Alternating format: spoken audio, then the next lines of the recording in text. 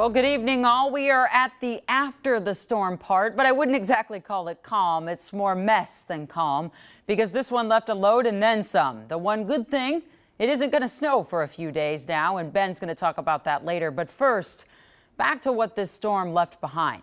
Snow emergency parking rules with few places to go. It's a headache and then some for the cities tonight.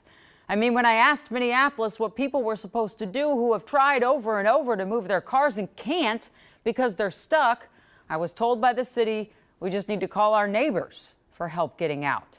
So is anyone doing a little more for that than its residents? Richfield is. For that story, here's Heidi.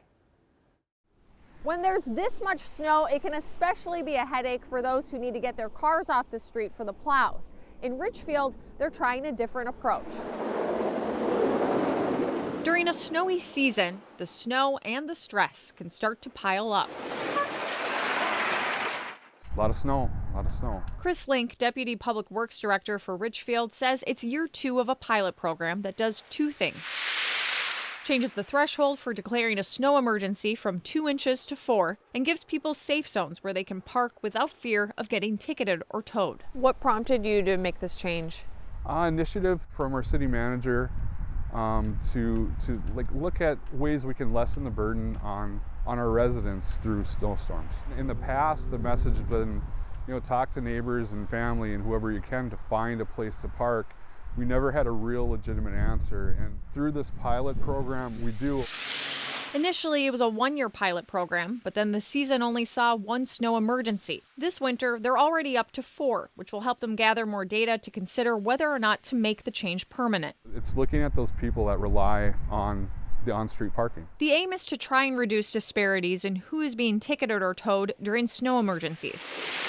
Renters are more likely to face this problem. The city says based on their census data, their renters are more likely to be people of color and lower income. The ticket and actually the tow also, then you start talking about time. I have to go find where my car is and I have to get it out of an impound lot. Through the program, I think it's safe to say we have lessened the amount of occurrences. I do have questions, is it still the right thing to do? The other things that come into play are, what are our pavements going to look like coming out of the spring? Are we going to create more potholes because there's more cars on the road?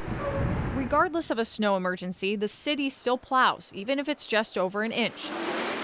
But it's not that clean sweep from curb to curb. Richfield has designated spaces on the east and south sides of the city as islands or refuges. With 4 inches, and if there's cars on the road and we have to go around them, those are some pretty major piles. Especially now as we've gotten more snow and the roads have narrowed a little bit, those piles of snow are farther and farther outside into the roadway. Again, it's a pilot program. It's not perfect, but we're trying. They'll take the data from this season and most likely go over it with City Council in August to come up with a plan for the next winter. In Richfield, Heidi Wigdahl, KARE 11 News.